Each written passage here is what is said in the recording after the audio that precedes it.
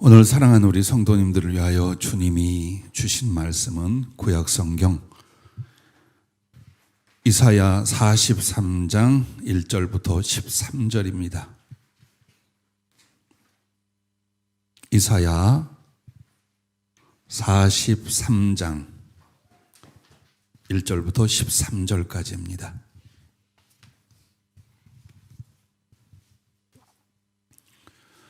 찾으셨으면 함께 봉독하도록 하겠습니다. 야곱아, 너를 창조하신 여호와께서 지금 말씀하시느니라. 이스라엘아, 너를 지으신 이가 말씀하시느니라. 너는 두려워하지 말라. 내가 너를 구속하였고 내가 너를 지명하여 불렀나니 너는 내 것이라. 네가 물 가운데로 지날 때에 내가 너와 함께 할 것이라. 강을 건널 때에 물이 너를 침몰하지 못할 것이며 네가 불 가운데로 지날 때에 타지도 아니할 것이요 불꽃이 너를 사르지도 못하리니 대저 나는 여호와 내 하나님이요 이스라엘의 거룩하니요 네 구원자임이라. 내가 애굽을 너의 성량물로 구스와 스바를 너를 대신하여 주었노라. 네가 내 눈에 보배롭고 존귀하며 내가 너를 사랑하였은즉 내가 네 대신 사람들을 내어주며 백성들이 네 생명을 대신하리니 두려워하지 말라. 내가 너와 함께하여 네 자손을 동쪽에서부터 오게 하며 서쪽에서부터 너를 모을 것이며 내가 북쪽에서 이르기를 내놓으라 남쪽에 이르기를 가두어 두지 말라. 내 아들들을 먼 곳에서 이끌며 내 딸들을 땅끝에서 오게 하며 내 이름으로 불려지는 모든 자 곧 내가 내 영광을 위하여 창조한 자를 오게 하라. 그를 내가 지었고 그를 내가 만들었느니라. 눈이 있어도 보지 못하고 귀가 있어도 듣지 못하는 백성을 이끌어내라. 열방은 모였으며 민족들이 회집하였는데 그들 중에 누가 이 일을 알려주며 이전 일들을 우리에게 들려주겠느냐. 그들이 그들의 증인을 세워서 자기들의 옳음을 나타내고 듣는 자들이 옳다고 말하게 하여 보라. 나 여호와가 말하노라. 너희는 나의 증인 나의 종으로 택함을 입었나니 이는 너희가 나를 알고 믿으며 내가 그인 줄 깨닫게 하려 함이라. 나의 전에 지음을 받은 신이 없었느니라. 나의 후에도 없으리라. 나 곧 나는 여호와라. 나 외에 구원자가 없느니라. 내가 알려주었으며 구원하였으며 보였고 너희 중에 다른 신이 없었나니 그러므로 너희는 나의 증인이요 나는 하나님이니라. 여호와의 말씀이니라. 과연 태초로부터 나는 그이니 내 손에서 건질 자가 없도다. 내가 행하리니 누가 막으리요. 아멘.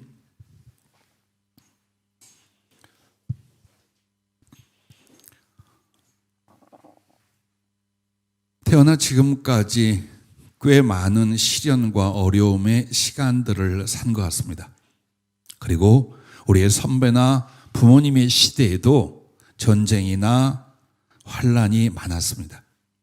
근데 요즘처럼 이 코로나19가 우리나라 안에서 전 세계에 그렇게 많은 고통과 위험과 어려움을 끼치는 바로 이런 환란은 없었습니다. 그래서 사람들이 위축되고 건강과 생명을 잃기도 하고 경제력은 바닥에 떨어지고 모든 위기와 궁핍과 고난이 사실 이 나라와 전 세계에 몰아닥쳐 있습니다. 그러나 주님이 오늘 말씀을 준비하며 기도할 때에 이것 하나를 보여주셔요.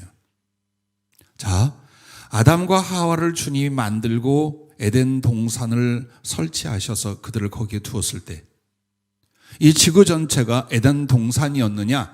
아니었답니다. 에덴 동산은 지구에 지금 예루살렘, 팔레스타인, 아프리카 북부 지역, 아라비 지역으로 한 구역이었습니다. 지구가 에덴 동산이었다고 생각하는 가끔 사람들도 있었습니다만 그렇지 않습니다. 근데 그 지역은 산림이라든지 자연이라든지 모든 것으로 최고의 풍성하고 아름다운 곳이었습니다. 하지만 아담과 하와가 범죄하여 그 에덴 동산에서 쫓겨났을 때 거기는 어땠어요? 굉장히 척박하고 궁핍하고 위험한 곳들이었습니다. 자, 지금도 이 지구의 삶은 마찬가지랍니다. 그러면 아무리 궁핍하고 위험하고 어려운 지구상의 환경과 처지가 와도 에덴 동산이 있답니다. 그게 바로 여러분의 주님, 여러분의 하나님 예수 그리스도 안에 있는 것을 말한답니다. 육신적으로나 경제적으로나 영혼의 존재에 있어서 그리스도 안에 있는 사람들에게는 위험이 위험일 수 없고, 그리고 공격이 공격일 수가 없습니다. 마치 에덴 동산 안에 하나님과 같이 거닐며 그 사랑과 은혜의 부요를 나누고 있던 아담처럼 여러분도 세상에 있지 마십시오. 세상에 있지만 영으로 그리스도 안에 계시기를 주의 이름으로 축복합니다. 자, 주의 종의 마음이나 생각과 주님하고 차이가 많아요. 어디서 차이가 있느냐? 항상 설교를 20여 년간 제목서부터 내용을 말씀해 주셔서 작성하고 전합니다. 그러나 때로는 행사나 상황에 대하여 우리 성도들, 우리 교회에 이번에는 이런 내용의 말씀이 전해지거나 필요하겠다라고 생각을 할 때가 있습니다.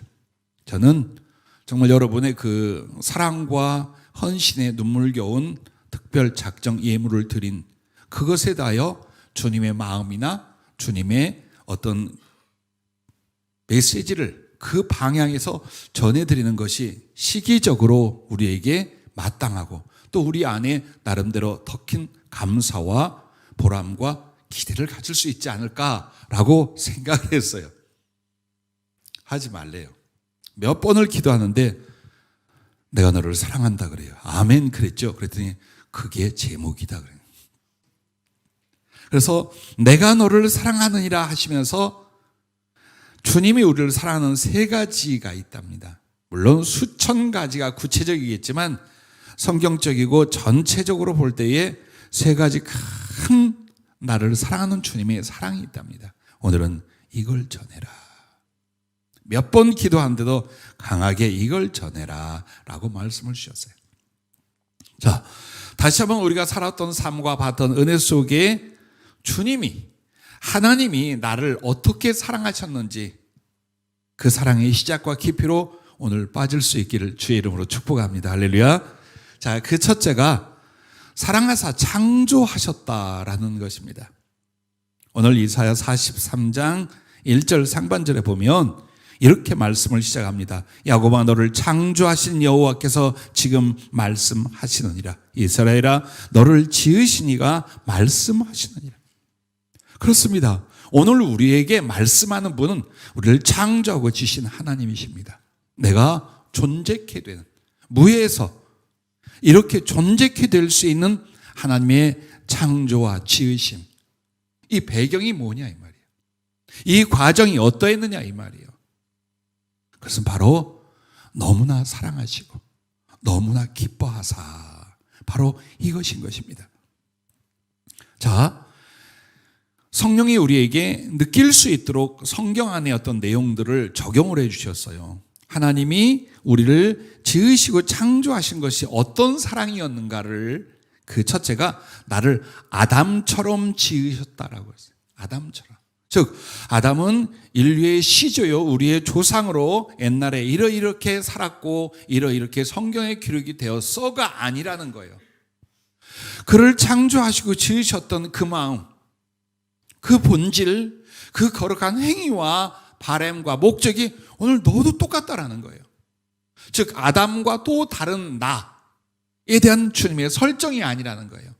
그 아담을 어떻게 기뻐했고 어떻게 지으셨고 어떤 모습으로 어떻게 존재케 했는가가 오늘 여러분 한 사람 한 사람에 대한 주님의 사랑의 창조인 줄로 확신하시길 바랍니다. 주님을 찬양할 수 있기를 바랍니다. 자, 아담은요 어떻게 지어졌냐? 창세기 1장 27절에 보면 하나님이 자기 형상 곧 하나님의 형상대로 사람을 창조하시되 남자와 여자를 창조하시고, 즉 아담은 하나님의 형상대로 지어진 거예요. 그러면 하나님의 형상이라는 게 뭘까요? 그분의 인격성에 대하여, 속성에 대하여, 그분의 모든 것들에 대하여 어때요? 닮은 꼴, 한마디로 아버지에게 친자식처럼 그렇게 하나님이 여러분과 나를 아담처럼 지으신 대로 믿으시길 바랍니다. 여러분은 다른 피조물들과 달라요. 이 우주 안에 존재하는 수없이 많은 피조물들하고 전혀 다른 것이 뭐냐? 그들은 섬기기 위하여, 누리기 위하여 하나님이 만들게 하셨지만 우리는 바로 하나님의 형상을 그대로 빼닮게 창조하신 줄로 믿으시길 바랍니다. 자, 그리고 이 아담을 만들 때에 창세기 2장 7절에 보면 여호와 하나님이 땅의 흙으로 사람을 지으시고, 여러분의 바디, 이 몸을 말하는 거예요. 그리고 생기를 그 코에 불어넣으시니 사람이 생령이 된지라, 살아있는 영혼이 된지라, 이렇게 말씀을 합니다.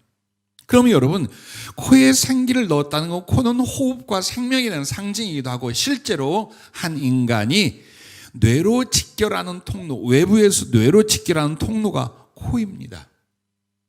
이 코 쪽으로 올라가면 뇌가 바로 나오는데, 사람의 영혼은 뇌를 거점으로 하여 인간의 몸 안에 거할 수 있습니다. 한마디로 그 코를 통하여 인간의 신체, 그것도 신체를 다스리는 머리가 되는 부분에 하나님은 생기를 넣었다는 거예요. 그럼 이 생기가 에스겔서나 다른 데는 무엇으로 나옵니까? 하나님의 영, 하나님의 생명인 하나님의 영에 대한 표현이에요. 즉 여러분은 흙으로 오물딱 만들고 뇌의 신경적 기능으로 움직이는 이런 동물이 아니라는 거예요. 바로 하나님의 영, 하나님의 속, 하나님의 본질, 이것을 여러분에게 넣어서 아담을 만들듯이 오늘날도 여러분은 그렇게 한 사람 한 사람을 하나님의 치밀하고 완전한 계획과 능력과 사랑 속에 지으셨다는 걸 잊지 마시길 바랍니다. 그런데 이제 불만을 가서, 그런데 왜 이 모양 이 꼴로 삽니까? 그건 하나님이 지으신 게 아니라 이후 여러분의 삶이에요. 그럼에도 하나님은 이 모양 이 꼴로 산 것 같으나 얼마나 많은 은혜와 사랑을 베풀어 줬는지 아는 이는 알 줄로 믿습니다. 자, 그리고 무엇보다도 아담을 지으셨을 때 하나님은 왜 지으셨을까요? 심심해서? 당신의 솜씨와 능력을 뽐내려고? 아니에요. 딱 하나 이유가 있어요. 사랑의 대상으로 지으셨어요.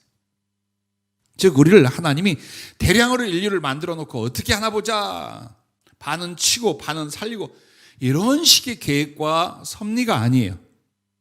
아담 하나를 사랑의 대상으로 지으신 것처럼 내가 왜 이 시간에 살고 있는가? 나는 왜 이 모습과 이런 존재로 하나님 앞에 있는가? 사랑의 대상이에요. 그러므로 우리는 하나님을 수없이 많은 자가 홀로 하나님을 바라보지만 하나님은 여러분에게 어때요? 한 사람 한 사람에게 100%의 하나님과 그 사랑으로 여러분을 만나고 사랑하고 있는 줄로 믿으시길 바랍니다. 창세기 2장 23절 24절 말씀에 보면은 아담이 하와를 만났어요. 하나님이 돕는 배필로 그의 옆구리 갈비뼈를 뽑아서 지으셨다고 성경에 말하잖아요. 이 아담이 하와를 만나 사랑이 바로 시작이 됐어요. 근데 그 사랑의 감정, 사랑의 의지가 어떻게 표현이 되느냐? 아담이 이르되 이는 내 뼈 중에 뼈요 살 중에 살이라. 자, 이보다 더 큰 사랑과 연합에 대한 표현이 있을 수 있을까요?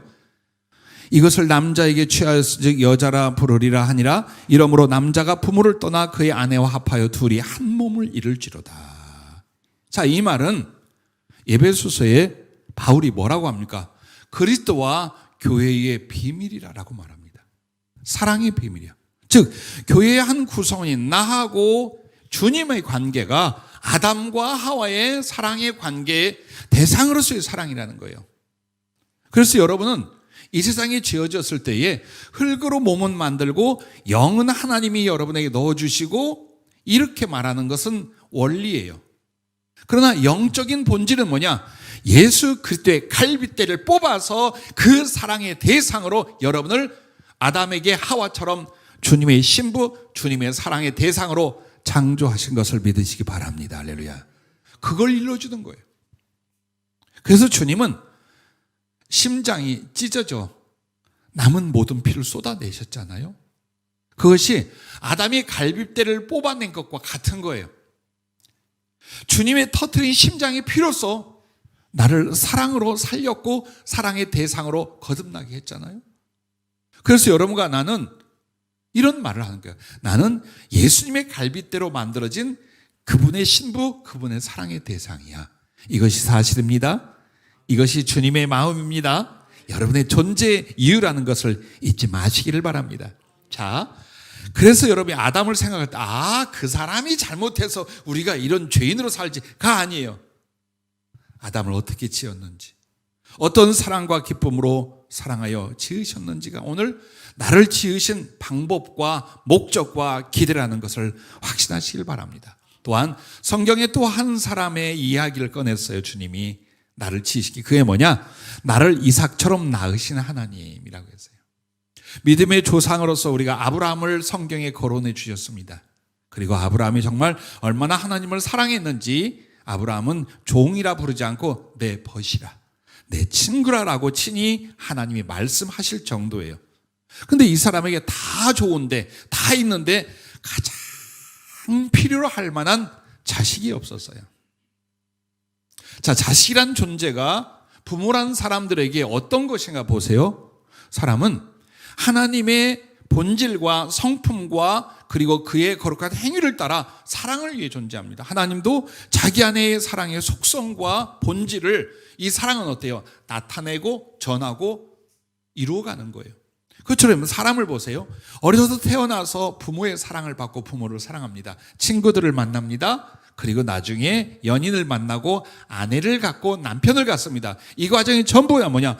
받은 바 사랑을 실천하고 나누는 과정이에요. 그리고 최종적으로 한 인간에게 사랑의 열매는 무엇입니까?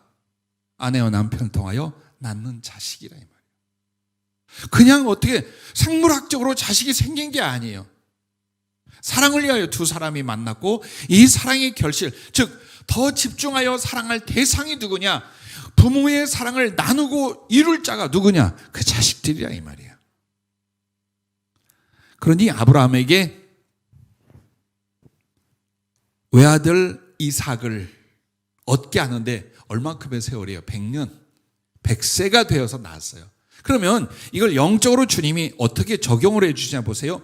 100이라는 숫자가 성경에 자주 나와요. 근데 불길하거나 불행한 쪽으로는 100자를 쓰지 않아요. 내가 너를 벌을 100년을 주리라 이런 말씀 안 합니다. 시련과 연단에 40이라는 말들은 있어도 100이라는 말은 항상 하나님의 수요, 하나님의 축복의 수요, 하나님의 기뻐하는 전 시간의 영원의 시간을 상징하는 거예요. 100이라는 게. 그래서 자, 아브라함이 주님이요 하나님의 마음이라면 이 아브라함이 이삭 하나를 갖게 하여 100년 동안을 사모하고 기다리고 갈망합니다. 그렇게 해서 낳은 아들 이삭을 얼마나 기뻐하고 보배같이 여겨 사랑했는가를 보십시오. 그게 하나님과 여러분의 관계래요. 그럼 우리 하나님은 여러분을 이 세상에 존재케 지으실 때에 어떻게 했느냐? 여러분의 구원과 존재에 대한 예정이 창세 전이라고 말해요. 이것은 영원 전이란 뜻이에요. 즉 시간이 만들어지기도 전에 여러분은 어디에 있었어요? 사랑으로 말미암아 그리스도 안에, 하나님 안에 있었어요. 여러분 지금 나이가 몇 살이라고 말하지만 그거는 육체로 존재한 세월일 뿐이지 여러분의 영혼과 근본은 어디에 있었어요? 하나님 안에 있었어요. 시간과 이 세상이 만들어지기 전에. 그러니 그 기간 동안 그렇게 해서 내가 지구의 어느 해에 태어났어요. 이 기간 동안 주님은 마치 아브라함이 이삭을 그리워하고 사모했던 시간처럼 이 영원의 시간을 그렇게 사랑하고 기뻐하고 사모하고 기대하셔서 여러분을 세상에 존재케 하셨답니다. 믿으시기 바랍니다. 그리고 영원히 느낄 수 있기를 바랍니다. 여러분은 그냥 존재가 아니에요. 버려져 있는, 알아서 살아야 될 그런 피조물이 아니에요. 하나님의 최고 사랑의 대상이요. 어떤 그리움으로, 어떤 사랑의 기대로, 어떤 희생을 쏟아서 여러분을 지으셨는지 이해할 수 있기를 바랍니다. 자, 세 번째는 보십시오. 여러분을 사랑하사 창조하셨는데 나를 그리스도처럼 기뻐하신 하나님이에요. 즉 여러분과 나를 지으실 때에 프로그램되는 컴퓨터나 기계에 의하여 프로그램되거나 공장에서 물건을 찍어내듯이 자동차나 배를 만들듯이 이렇게 한 게 아니에요. 좀 전에 말씀드린 에베소서 1장 3절부터 보면은요, 우리에 대하여 주님의 마음, 하나님의 그 마음이, 내가 어떻게 존재하고 구속을 받는 이 과정에 하나님은 어떤 마음으로, 어떤 가슴으로 이걸 진행하셨는가가 나와 있어요. 찬송하리로다. 하나님 곧 우리 주 예수 그리스도의 아버지께서 그리스도 안에서 하늘에 속한 모든 신령한 복을 우리에게 주시되, 곧 창세전에 그리스도 안에서 우리를 택하셨다는 것은 우리가 없는데 생각으로 택한 게 아니에요. 이미 창세전에 영으로 하나님 안에 존재했어요. 지으심 자체가 사랑의 택함이에요. 그리고 그것은 영원전 창세전이라고 말씀하고 있어요.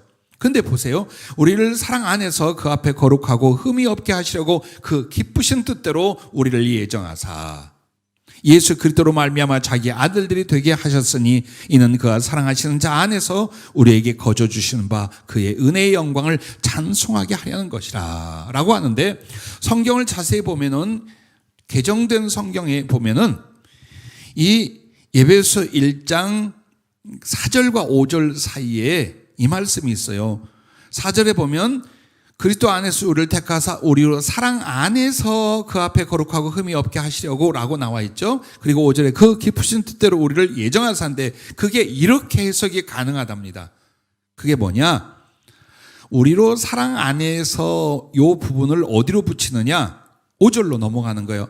사랑으로 예정하사라는 뜻이, 즉 사랑으로 그 깊으신 뜻대로 우리를 사랑으로 예정하사라고 해석이 원어에서는 된다라고 덧붙여 있어요. 자세히 보세요, 여러분 성경을. 그럼 이 말이 뭐냐? 더 쉽게 말하면 주님의 기쁘신 계획과 그 즐거운 마음의 작정이 일어났어요. 그런데 그 내용과 방법과 목적은 뭐예요? 사랑으로. 나를 예정하고 택한 건 기쁘신 뜻 안에서 사랑 안으로, 즉 사랑으로 말미암는 거예요. 즉 나 하나를 이 세상에 태어나게 하실 때에 영원 전부터 하나님은 당신의 그 거룩한 사랑의 계획을 너무나 기쁘게 만드셨어요. 기쁘게 품으셨어요. 그리고 그것을 우리에게 이루시고 우리를 그 대상으로 삼으신 건 그의 사랑 안에서, 사랑의 방법으로, 사랑의 목적을 위하여. 할렐루야. 그렇게 여러분과 나를 지으신 거예요. 하나님이 나를 지으셨다는 거 다 알아요. 그러나 어떤 방법과 어떤 가슴, 어떤 사랑으로 나를 지으셨는가를 잘 이해하지 못하거나 느끼지 못하는 크리스찬이 많아요. 오늘 그래서 다시 한번 주님은 이렇게 해서 말합니다. 그리고 보세요. 오늘 이 에베소 1장 3절부터 6절에 보면 그리스도 안에서, 그리스도로 말미암아, 이게 4번이나 나와요. 즉 성경에서 여러분을 말할 때 그리스도와 연결해요. 예수 그리스도 안에서, 예수 그리스도로 말미암아, 이 말이 계속 나옵니다. 자, 왜 그럴까요? 그리스도는 하나님의 유일한 아들이에요.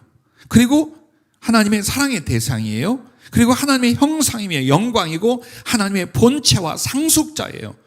그러므로 예수님보다 더 기뻐할 존재는 없는데, 이 예수님에게 붙여주는 사랑의 모든 명칭이 누구에게 해당이 돼요?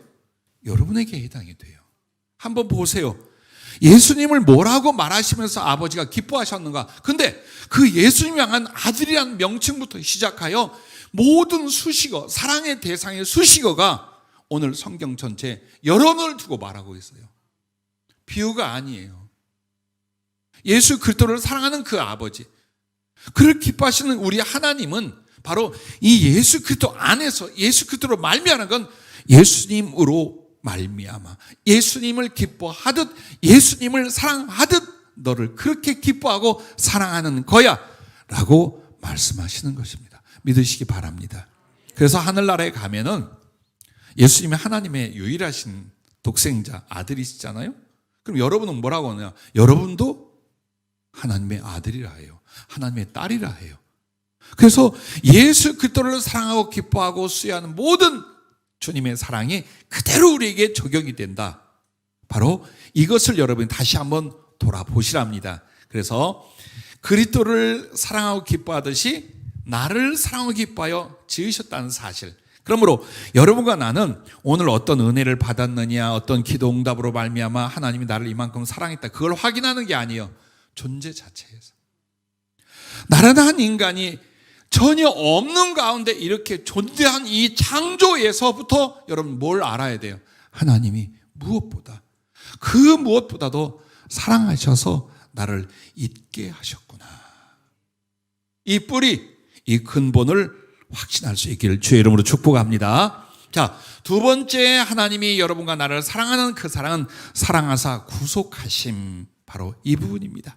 이사야 43장 1절 하반절부터 4절까지 보면 이렇게 말씀을 합니다.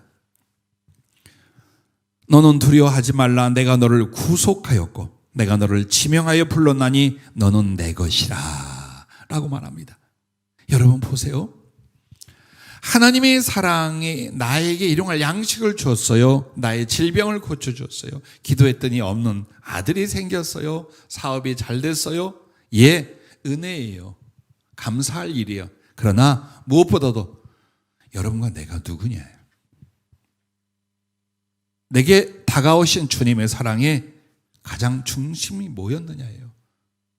죄 가운데서, 저주 가운데서, 지옥에서 여러분을 구원해 주신 거예요. 그것도 깡그리 당신의 모든 전체를 내가 당할 것에 전부 다 값으로 지불하고 희생하시면서 나를 세웠어요. 그리고 당신 자신 대신으로 나를 하나님 앞에 세웠어요. 거기에서 여러분이 사랑을 못 느낀다면 여러분은 어떤 은혜를, 어떤 기적이 일어나도 하나님의 사랑의 본질을 몰라요. 그렇게 여러분도 주님을 진짜 사랑할 수 없는, 눈이 있어도 보지 못하고 심장이 있어 뛰지 않는 그런 존재로 형식적 신앙생활을 할 수밖에 없는 겁니다. 그러면 주님이 보실 때 여러분과 나는 누구냐? 낳자마자 죽은 자식이랍니다. 자, 주님 입장에서 수천억만 년 영원 전부터 나를 품었어요. 사랑의 계획과 거룩한 섭리로. 그리고 그렇게 그리워하며 함께 사랑할 그 날들을 마음에 두신 채 우리가 이 땅에 존재하게 딱 했어요. 근데 태어난데 난 누구로 태어났느냐? 원지에 전이 별의별 말을 다 합니다만 그냥 한마디로 말하면 여러분은 낳자마자 죽은 자식이에요. 밥 먹고 육체의 호흡과 생명은 있는 것 같지만 여러분은 하나님과 단절된 채로, 죄인으로, 희망이 없는 존재로 태어났어요. 그 모습은 그렇게 그리워가 사랑해서 낳았지만 이 자식은 죽었다 이 말이에요. 그러나 이 죽은 자식을 포기하지 않고 우리 하나님 어떻게 하신 거예요? 자신과 바꾸어서 살려버리는 거예요. 자신의 모든 걸 희생하고 자신의 모든 걸 다 바쳐서 나 하나를 살려낸, 그게 여러분에게 임한 구원이요 구속이라는 사실을 잊지 마시길 바랍니다. 그래서 낳자마자 죽은 자식, 나는 어때요? 나는 죄를 품고 행하며 악해지는 나 자신이. 자, 살고 있는 것 같지만 마귀에게 넘겨져 있는 나예요. 그리고 산다는 것은 고통과 슬픔뿐이고 죽음의 나예요. 그리고 나란 존재가 나를 지으시고 사랑하는 하나님을 어떻게 하느냐? 하나님을 능욕하는 자예요. 그래서 하나님의 원수가 되어 있는 우리들 자신, 결국 영원히 지옥 형벌 받을 나라 이 말이에요. 그리고 절대 스스로 구원할 수 없는 나, 이 모습이 나의 실존이에요. 여러분은 바로 이렇게 낳자마자 죽은 자식이었어요. 그래서 하나님 자신이 예수 그리스도의 이름으로 나의 모든 저주를 대신 치르고 담당해 주신 것입니다. 이 구속에 대하여 주님이 벌거벗겨진 채 십자가에 달린 예수 그리스도를 다시 한번 보여주시면서, 왜 많은 죽음의 방법이 있었지만 주님이 십자가에 달려 우리를 위해서 구속의 대가로 치러주신 그 십자가 희생은요, 한번 보세요. 그게 뭐냐? 내가 당한 모든 저주를 다 담당하시고 나를 인해 모든 것을 빼앗기신 거예요. 다 빼앗겼어요. 아무것도, 벌거벗은 몸에 살까지 찢고 피까지 쏟아냈어요. 나를 인해 모든 것을 빼앗기셨지만 또한 나를 위해 모든 것을 다 내어주신 하나님의 사랑의 마음이며 행위이며 모습이 십자가에 벌거벗겨 달린 그리스도 우리 주님의 모습이라는, 머릿속에 떠오를 때마다, 가슴 속에서 꺼내어 십자가를 생각할 때마다 보세요. 내가 당할 모든 저주, 영원한 지옥의 형벌까지 십자가 위에서 내 주님이 그걸 대신 다 당해주셨어요. 왜? 살리려고. 근데 왜 살려야 되는데? 사랑하니까.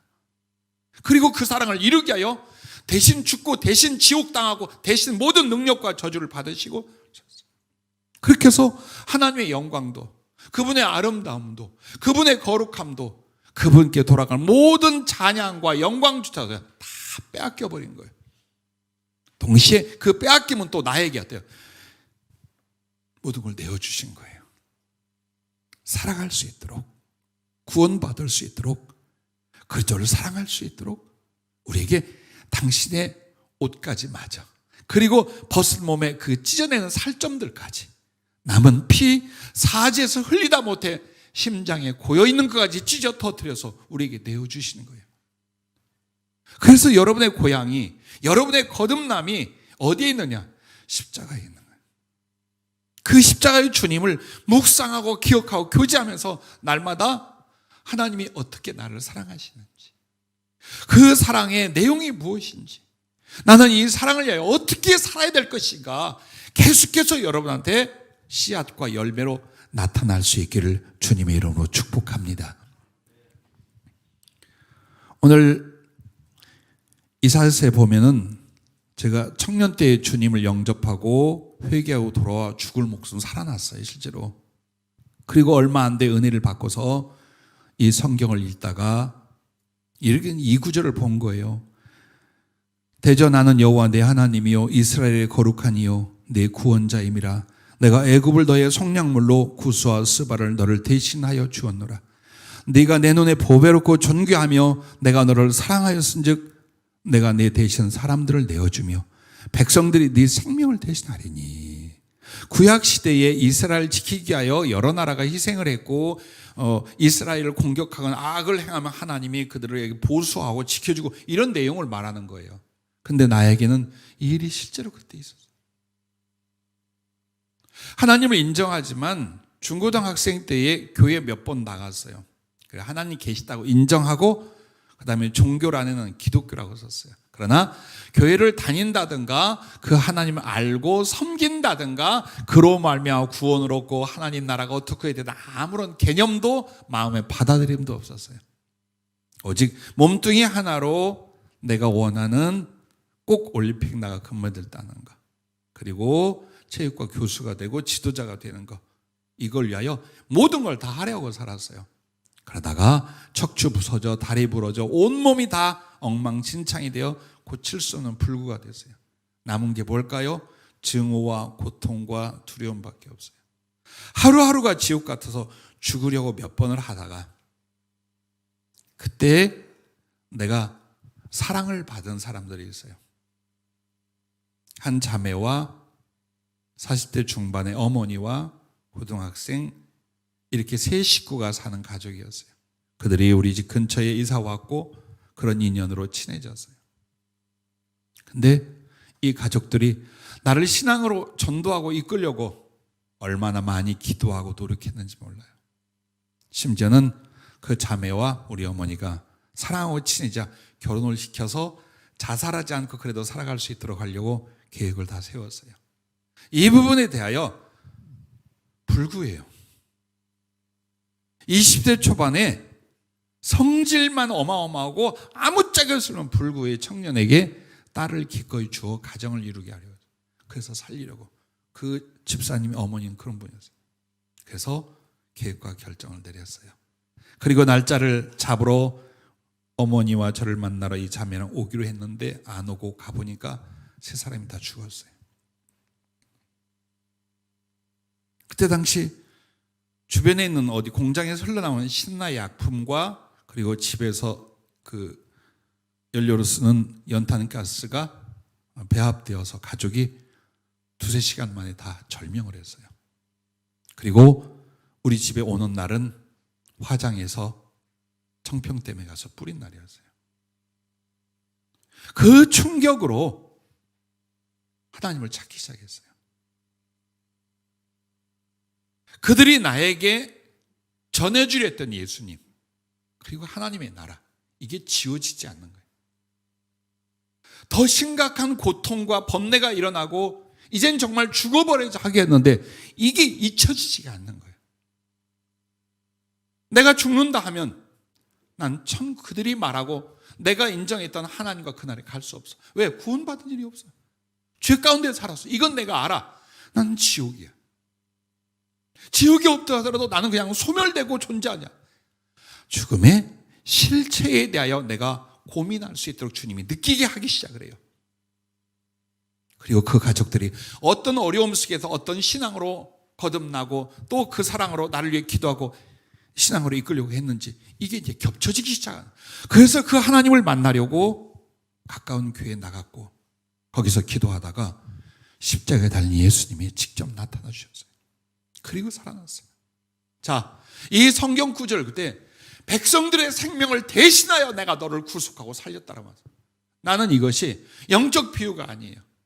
구약 시대의 사건이 아니에요. 난 실제로 세 사람이 죽어서 내가 예수를 믿고 살아나게 됐어요. 물론 그들이 하늘에서도 위하여 중보하고 내 영과 주님께 대한 충성을 위하여 기도하겠지만 어쨌든 나는 실제로 나보다 나이가 어린 그리고 정말 외로움 속에서 주님을 위하여 행복해하던 그 가족들이 셋이 죽음으로 나 하나가 살았어요. 이 말씀이 내 인생에 얼마나 강력한 하나님의 사랑으로 그리고 거룩한 사랑을 나눠야 될 책임으로 왔는지 몰라요. 오늘 여러분은 누군가가 무엇인가가 대신 희생을 한 정도가 아니에요. 그리스도 예수 그분이 여러분의 생명을 대신했어요. 여러분의 죄악과 지옥의 모든 저주를 대신하셨어요. 그리고 여전히 그분은 하늘 보좌에 앉아 계신 게 아니라 여러분 곁에 와 계셔요. 그것을 잊지 마시기를 바랍니다.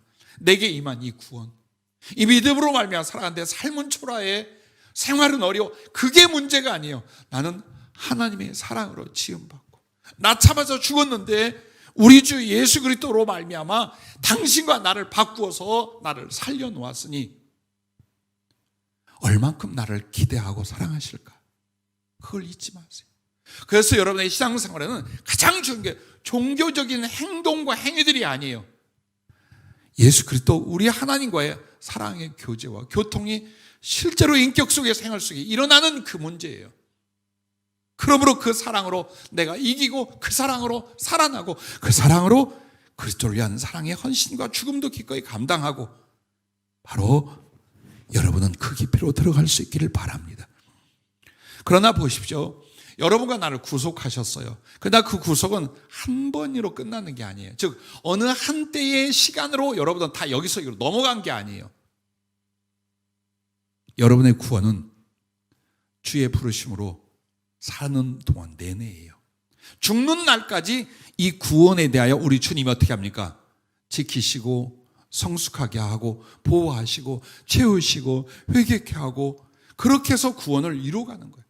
구원의 약속과 씨는 여러분에게 이미 와 있어요. 그러나 구원의 완성은 어디까지 가는 거예요? 죽는 그날까지 죄 많은 나, 삐뚤어지기 잘하는 나, 비겁한 나, 주님보다 세상을 더 사랑하는 나, 얼마든지 죽어 버려질 상황 속에 있는 나를 어떻게 나갑니까? 주님이 지켜주시고 도와주시고 치유하시고 회복하시고 모든 걸 계속 보는 거예요. 십자가 위에서 그 사건은 매일매일 나에게 죄를 씻고 보호하고 양육하고 먹이고 입히고 치유하는 이 과정들이 여러분이 몰라도 계속 지금 진행이 되고 있는 거예요. 나는 차를 탈 때마다 사고가 안 나는 것은 기적에 해당이 된다고 생각을 해요. 한번 차들 달려가는 그 우중에 한번 있어 보세요. 어떤가?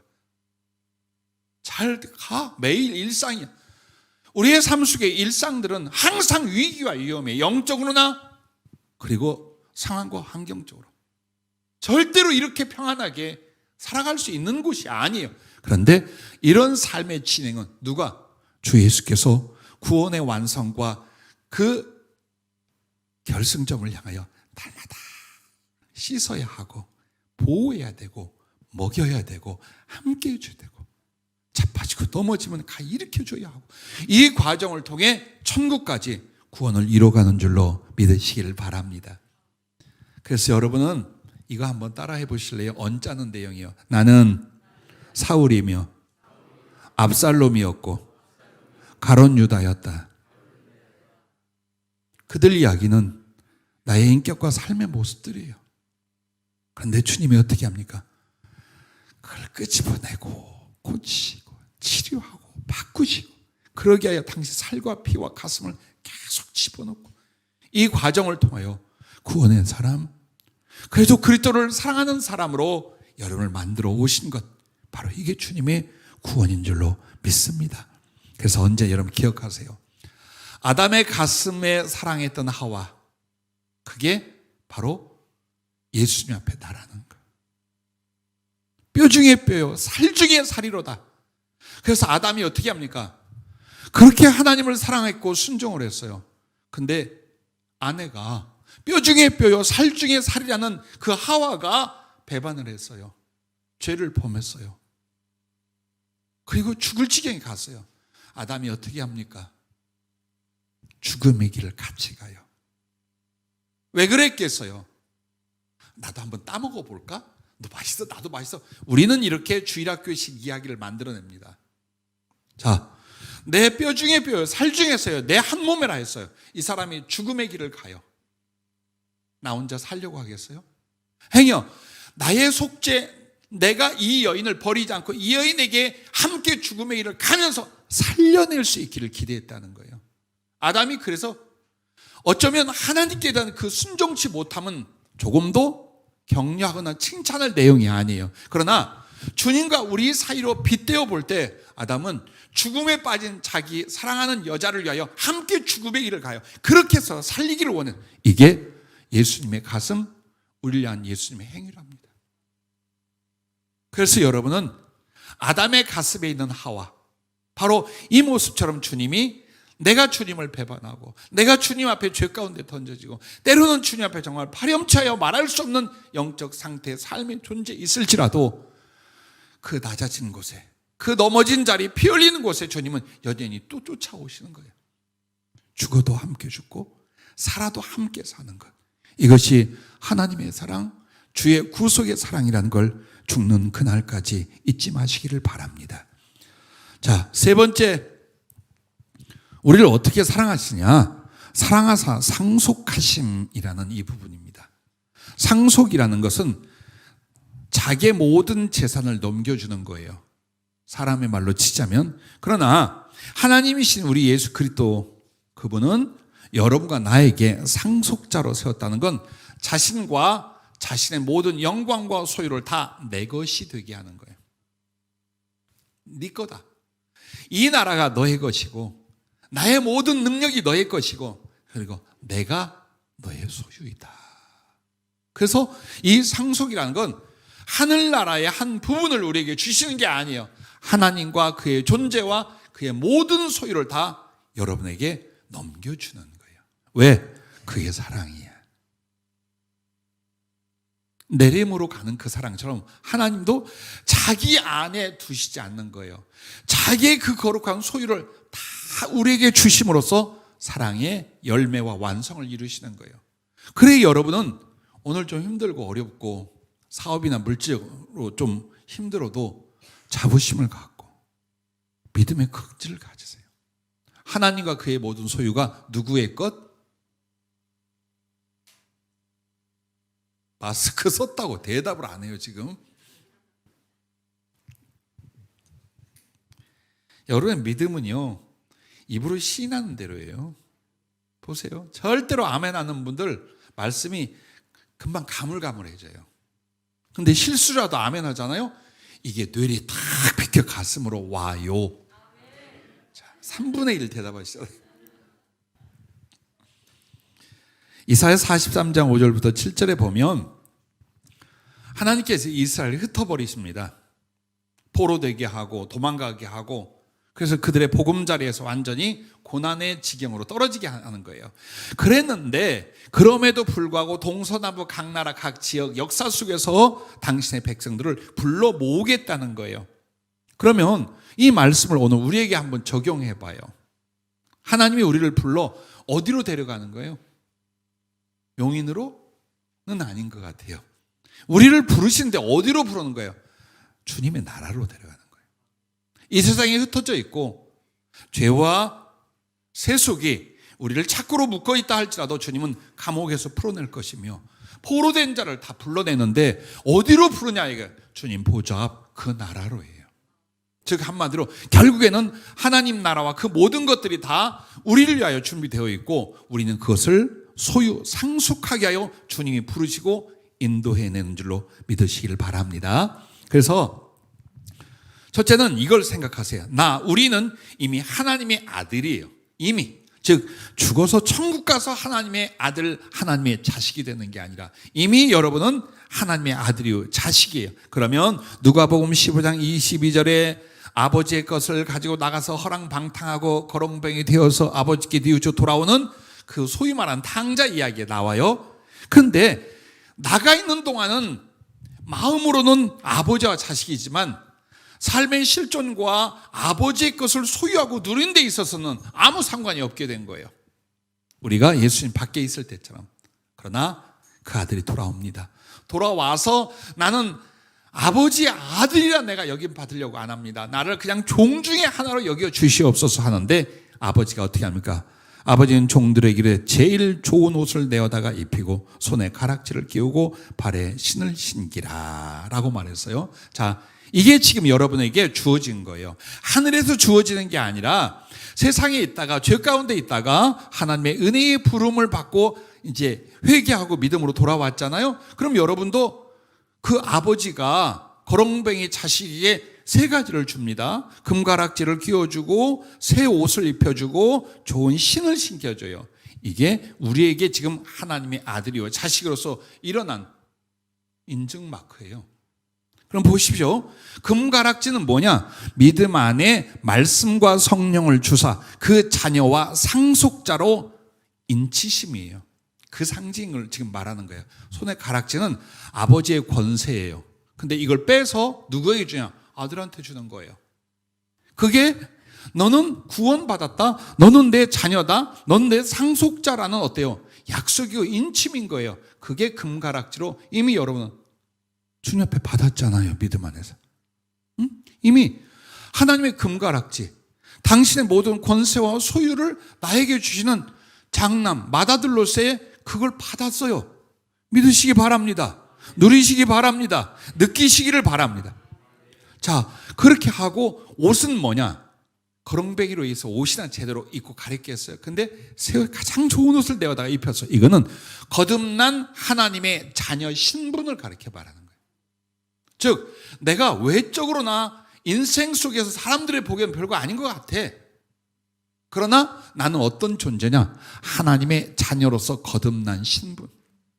성령으로 다시 내왔다는 게 뭘까요?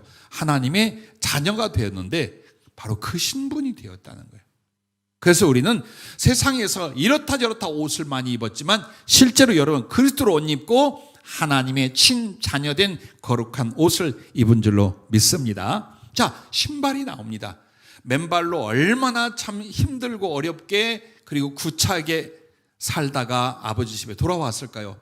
그 부르트고 찢긴 발에 가장 좋은 새 신을 신겼어요. 그럼 그 자식이 준 새 신은 오늘 우리에게 뭘까요? 그리스도의 사랑에 붙들려 주님 사랑과 충성의 길을 가는 사명의 삶을 가르쳐 주시는 거예요. 즉 우리는 이제 막 살지 않아. 우리는 낭비와 삐뚤어진 길로 가지 않아. 내가 살아가는 건 우리 주님의 그 사랑에 붙들려서 당신과 그 나라를 위한 사명의 삶을 살 수 있게 만들어 주신 거예요. 왜 이걸 귀중히 여기지 않아요?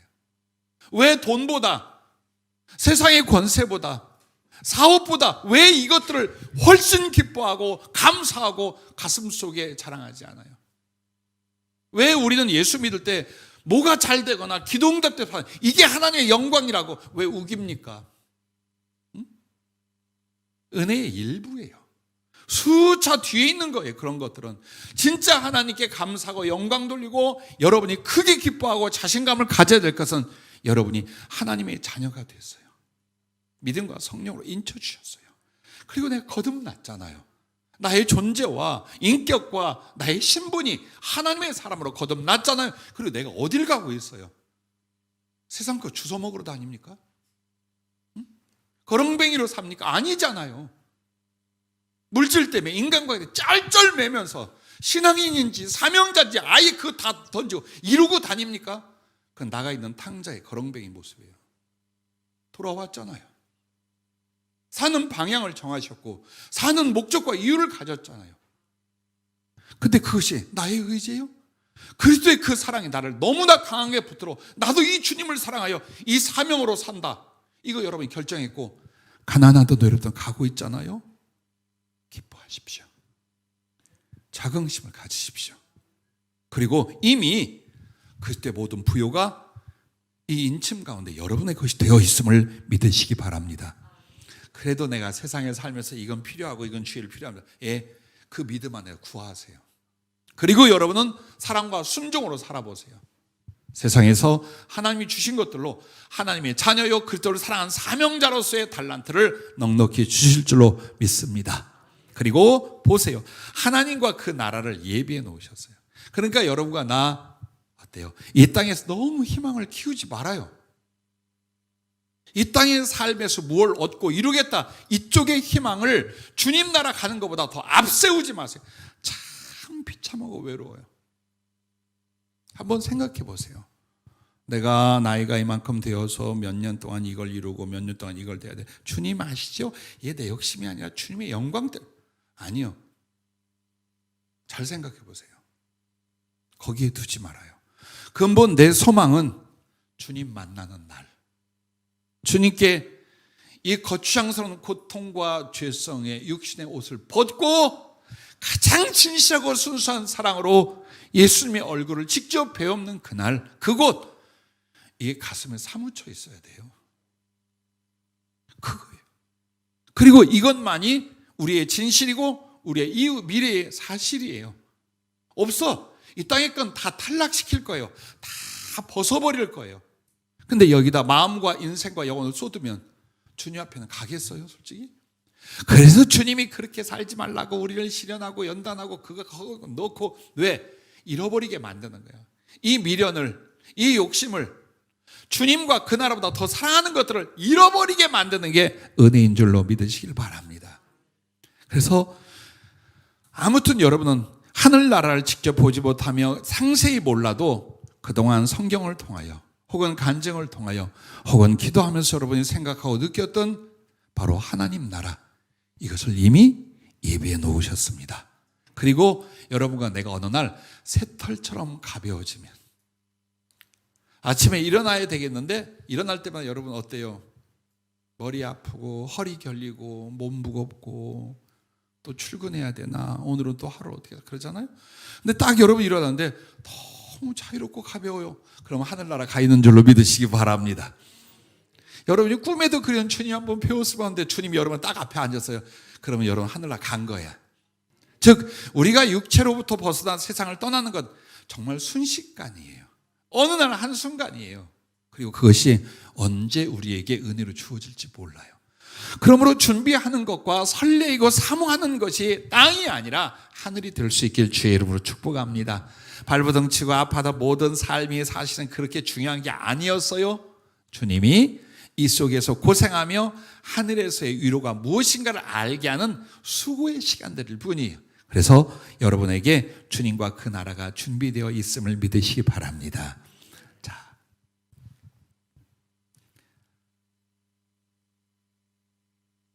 여러분과 내가 자위하는 게 아니에요. 한번 보세요. 하늘나라가 있어요. 그리고 거기에 주님이 이제 우리를 부르고 계시잖아요. 그럼 주 안에 있는 여러분은 늙는 겁니까? 우리 20대 청년들도 있잖아요. 늙는 거고 상관없는 줄 알잖아요. 성장이 멈췄니? 지금 늙어가고 있는 거예요. 축하합니다. 예를 들어 피부가 더 이렇게 어린아이처럼 밝아지고 키도 크고 여러 성장하고 있으면 여러분은 지금 자라나는 과정이에요. 신체적으로. 근데 더 이상 성장이 없어. 속이지 마. 늙고 있는 거예요. 즉 폐허가 되어가는 과정이에요. 왜 늙고 폐허가 되느냐? 이거 벗어야 되기 때문이에요. 그러나 여러분이 나이를 먹고 세월을 가는 늙음이 아니에요. 늙음이 아니라 여러분은 그만큼 주님과 그 나라에 더 가까이 갔다는 것을 믿으시기 바랍니다. 자, 또 보세요. 내가 신앙생활하고 주님 섬기며 살면서 점점점 내가 소유했던 것, 사모했던 것 다 소멸되어 가는 거예요. 인생이 소멸이 아니에요. 여러분은 그리스도로 바뀌어 가는 거예요. 포기한 모든 것, 잃어버린 모든 것, 소멸이 아니에요. 그 대가로 나는 주님을 닮아가고 주님으로 말미암아 바뀌어 가고 있잖아요. 또한 보세요. 이 땅에서 신앙생활 맨날 드려라, 봉사해라, 수고해라, 이렇게 희생하는 것, 그게 어찌 희생이겠습니까? 주님 나라에 받을 영광과 상을 쌓아가는 거잖아요. 그래서 여러분에게 가장 큰 주님의 은혜 그리고 사랑의 결실은 여기가 아니에요. 준비되어 있는 주님과 그 나라인 줄로 믿으시길 바랍니다. 여러분에게 그 천국이 왜 금하고 모든 여러 가지 보석으로 지어진 걸로 계시록에 말하잖아요. 그러니까 어떻게 보면 옛날 2000년 전에 그렇게 말하면 와, 진짜 하늘나라 대단한 곳이 한데 지금 여러분들은 어때요? 그 돈이나 과학으로 그건 만들 수 있겠네? 응? 금으로 길 깔고 그리고 뭐 건축물들 각종 보석으로 쌓고 이럴 수 있어요. 그게 아니에요. 하늘나라에 정말 상상할 수 없는 최고의 것들로 우리를 위해 준비되었다라는 표현인데 보세요. 왜 그렇게 말했는지, 하늘나라가 금과 보석으로 만들어진 걸 왜 성경은 말하는지 그 가장 중요한 뜻들이 이거예요. 첫째가 가장 아름답고 영광스러운 곳이라는 거예요. 하늘나라는. 그래서 금과 보석으로 표현을 하는 거예요. 두 번째는 진실하여 영원하다라는 겁니다. 왜? 우리가 보배라고 말하는 보석이나 금은요, 왜 그게 가치가 있느냐? 이게 변질이 안 돼요. 얼마 지났더니 습기에 녹이 나고 이것이 썩고, 이건 절대로 보배, 보석에 들지를 못해요. 금이 바뀌지 않고 수천 년이 가도 보석이 수만 년이 가도 바뀌지 않아요. 이게 하나님 나라로 지어졌다는 말은 바로 그 하나님 나라의 모든 좋은 것이 진실하고 영원하다는 걸 말하는 거예요. 세 번째는 측량할 수 없는 풍성과 부요에 대한 표현이에요. 하나님 나라에선 핍절함이 없어. 얻기하여 수고함이 없어요.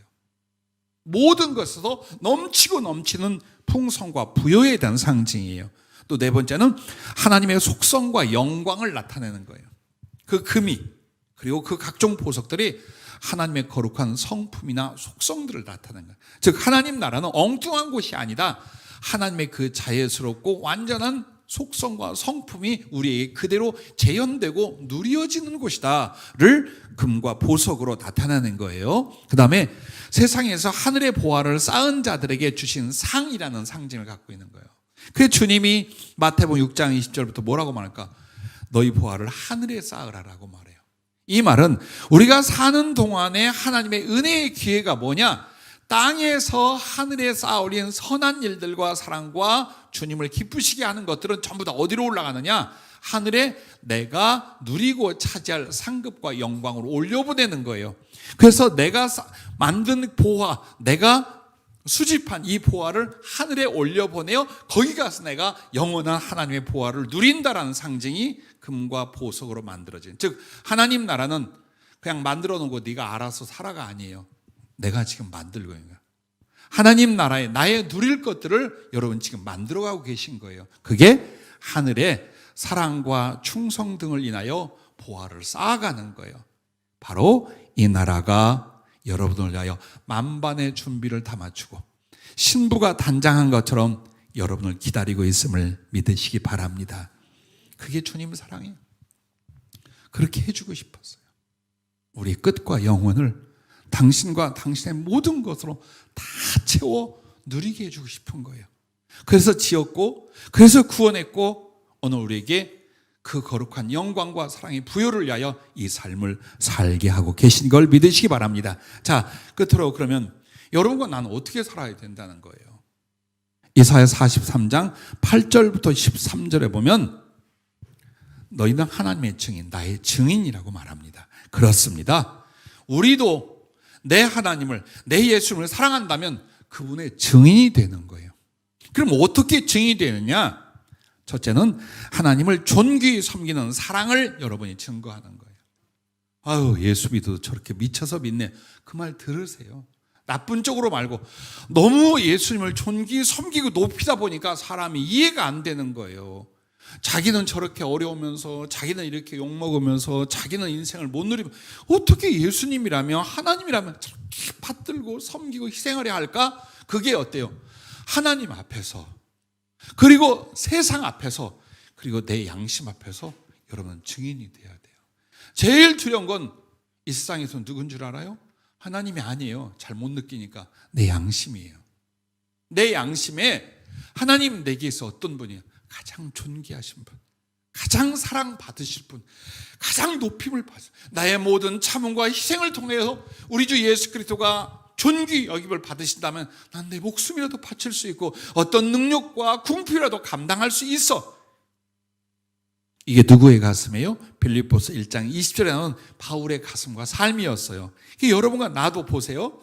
자, 이 일로 인하여 손해가 될까? 이익이 될까? 이게 아니에요. 이 행위가, 이 희생이, 이 섬김이 우리 주님을 존귀케 할 수 있는가? 주님을 기쁘시게 할 수 있는가? 이 부분이에요. 그래서 내가 직접 주님을 사랑하고 섬기는 이게 뭐냐? 이게 바로 주님이 주신 사랑에 대하여 내가 주님을 사랑한다는 증인이며 증거가 되는 거예요. 두려워하지 마세요. 난 이번에도 참 많은 시간을 눈물로 감사하며 보냈어요. 우리가 작정하여 어떤 특별한 예물을 드리자라고 할 때는 사실 다들 어려운 때에 어려운 상황들, 나는 너무나 잘 알잖아요. 근데 어느 때보다 더 마음을 다하고 풍성하게 작정하고 드리더라고요. 그리고 그것을 받으신 주님이 오늘 고백시처럼 사람 하나하나마다 여러분의 마음이 그것을 드리게 어떻게 기도했고 어떤 가운데 했는가를 이렇게 환상으로 보여주고 말씀을 하는 거예요. 그 중에 네 사람의 대표적인 이야기만을 주님의 고백시로 이렇게 주님과 함께 만든 거예요. 자, 보세요. 만약 이 일이 남들이 보기에는 아이고, 밥도 못 먹는 것이, 그럴 수 있어요. 그러나 나는 이런 섬김을 통해 내가 주님을 얼마나 소중히 여기는지, 당신을 기쁘시게 하는지 그걸 나타냈어요. 그게 증인이요, 사랑의 증거라는 거예요. 내 인생에 있어서 나의 희생과 섬김이 크면 클수록 내 양심과 주님 앞에, 사랑 앞에 내가 예수 그리스도를 존귀히 여기며 사랑한다는 더 큰 증거가 되는 줄로 믿으시기를 바랍니다. 자, 또한 여러분 보세요. 두 번째는 하나님 사랑의 증인이 되는 거예요. 그게 뭐냐? 하나님이 이렇게 사랑하시는 분이다, 이렇게 사랑을 베푸시는 분이다라는 걸 여러분 사람들 앞에 증인이 되는 거예요.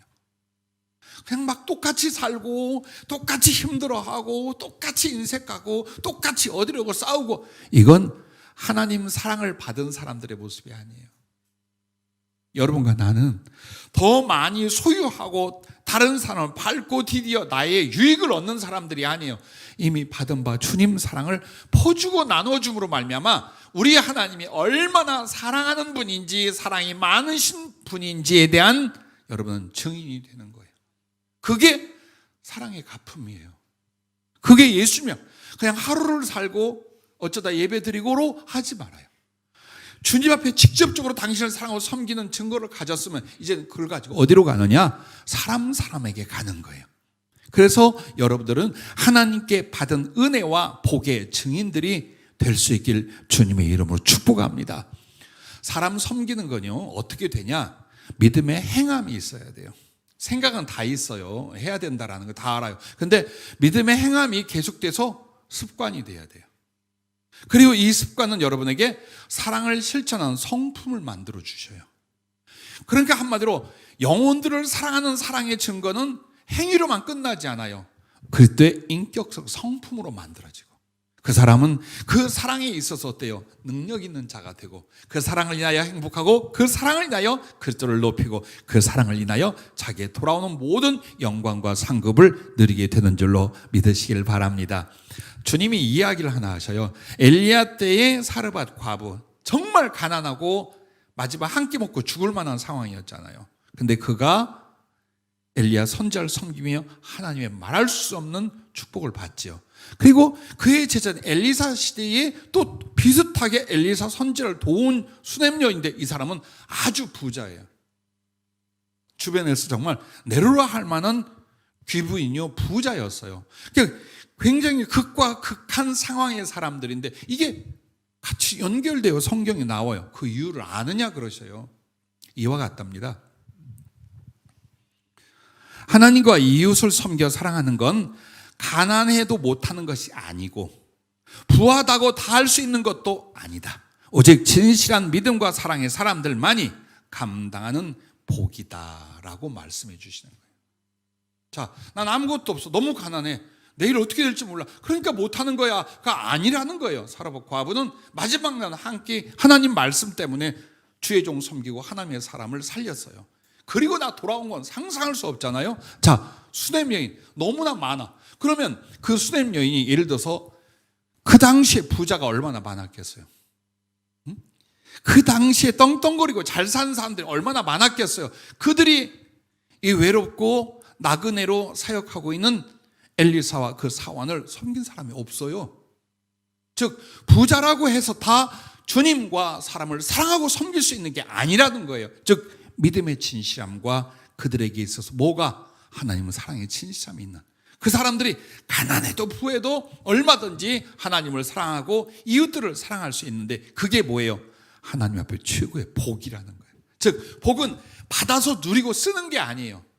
복은 내가 하나님 앞에 그릇으로 쓰임받는 거예요. 할렐루야. 바로 그렇다라고 주님 말씀해 주셨습니다. 마지막 세 번째가 복음의 증인이 되는 것입니다.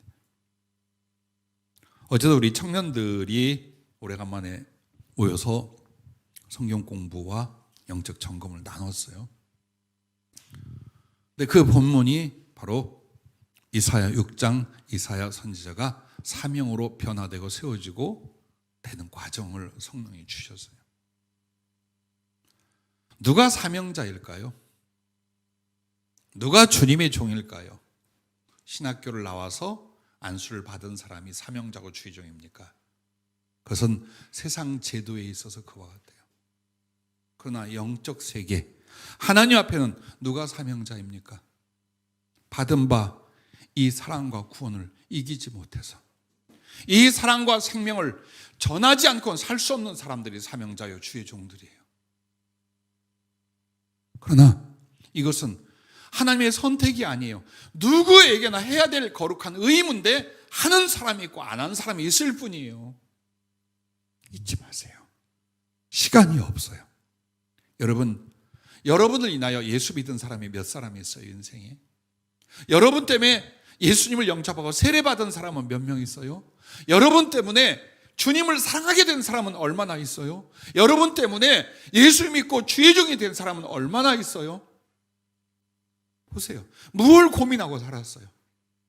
무엇에 모든 걸 던지며 내 영혼과 청춘과 인생과 영혼을 그렇게 소비하며 살았어요? 주님이 바라건대 진정한 사랑이 증명되고 하늘에 쌓이는 건 바로 주님처럼 영혼을 살리는 일들이에요. 영혼을 살리는 사랑보다 더 큰 사랑은 없어요. 그리고 예수 그리스도를 증거하면서 복음 전하는 것보다 더 큰 증거는 없어요. 두려워하지 마세요. 이 부분에 인색하지 마세요.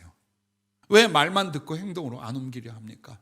왜 설교만 듣고 여러분은 여러분의 삶의 의지와 결단을 갖지 않습니까? 여전히 우리는 비증인으로 남게 돼요. 그러면 나이와 상관없어요. 직분과 상관없어요. 경제력과 상관없어요. 여러분이 정말 주님을 믿어 구원받았다면 그 생명과 사랑이 내 가슴을 뜨겁게 하고 있다면 여러분은 누구에게라도 이 주님의 살아계신 그 거룩한 구원의 생명과 그의 모든 것들을 전하고 나눈 복음의 증인이 될 수 있기를 주님의 이름으로 축복합니다. 그래서 주님 앞에 3층 전 주님 보좌 앞에 오는 이가 전부 다 누구예요? 구약과 신약 시대에 다 하나님의 생명의 복음을 전한 사람들이에요. 이보다 더 큰 사랑이 없다 하여 주님이 그렇게 주셨다는 것을 잊지 마시기를 바랍니다. 여러분, 말씀을 끝맺으면서 주보에 작은 감사 인사를 드렸습니다마는 한번 여러분에게 낭독해 드리겠습니다. 이 설교의 마지막 부분이에요. 또 보니까 이번 특별 작정 헌금에 함께 섬겨 그 은혜와 복에 참여해 주신 성도님들께 주의 이름으로 축복하고 감사합니다. 이 일을 인하여 누가 정말 주를 섬겨 사랑하려는지, 이 교회에 주님 맡겨주신 사역을 충성으로 감당하려는지 볼 수 있었습니다. 이번에 직접 드렸거나 작정하신 성도님들의 예물을 주께서 받으실 때 주님 앞에 강낭콩같이 희면수도 붉은색이 돋는 큰 콩을 형편 따라 드렸습니다. 어떤 이는 수십 알, 어떤 이는 몇 알, 어떤 이는 한 알. 근데 주님 말씀하시기를 이 콩 안에 물기가 있으면 심어 30배, 60배, 100배가 될 것이나 그 안에 물기가 없으면 말라 죽고 말 것이니라 라고 하셨습니다. 자, 그럼 그 물기가 뭐냐예요.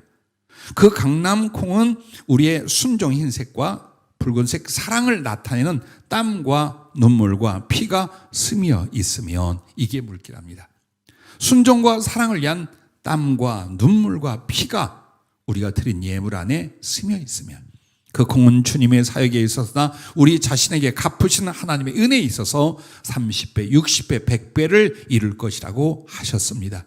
많고 적음이 아니라 힘에 지나도록 섬겨 그 안에 순종과 사랑을 위한 기도와 눈물, 기도의 눈물과 힘을 다해 섬긴 땀과 생명이라도 드리려는 사랑의 피가 함께 드려졌는지 그 중심과 수고를 보시는 것이라고 말씀해 주셨습니다. 어떤 이들은 자기에게 그 강낭콩이 있음에도 없다고 여겨 드리지 않았습니다. 주님 보여주시기를요. 과연 그들의 주머니와 자루에는 콩인 줄 알았어요. 근데 나중에 보니까 생명 있는 콩이 아니라 쓸모없는 모래와 자갈들로 변해 있었습니다.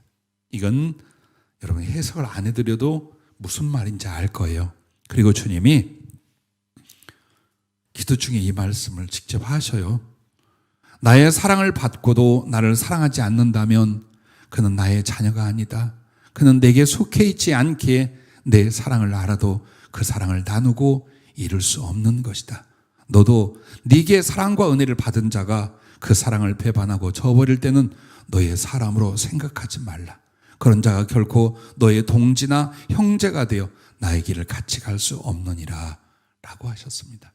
우리에 있어서 사랑을 받는 일이 너무 중요해요. 근데 그 사랑은 받음으로 소멸되고 끝나는 게 아니라 사랑을 이루는 거예요. 주님과 나, 그리고 주님과 우리, 그 아름다운 사랑이 여러분의 가슴과 삶 속에서 하늘까지 이어지기를 주의 이름으로 축복합니다. 기도하겠습니다.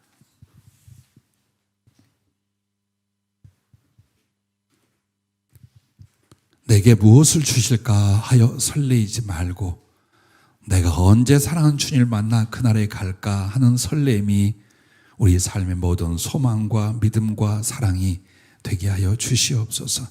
얼마나 목말라 하시는지, 얼마나 외로워하시는지, 얼마나 나를 갈망하시는지 우리가 잘 알고 느낍니다. 주님의 사랑을 받고 더 부어지는 우리도 주님을 이와 같은 지혜의 방법들로 더 사랑할 수 있게 하여 주시옵소서. 그리고 더 깊고 진실하고 큰 사랑을 드릴 터이니 주님 조금만 더 기다려 주시옵소서. 예수님 이름으로 기도하옵나이다. 아멘.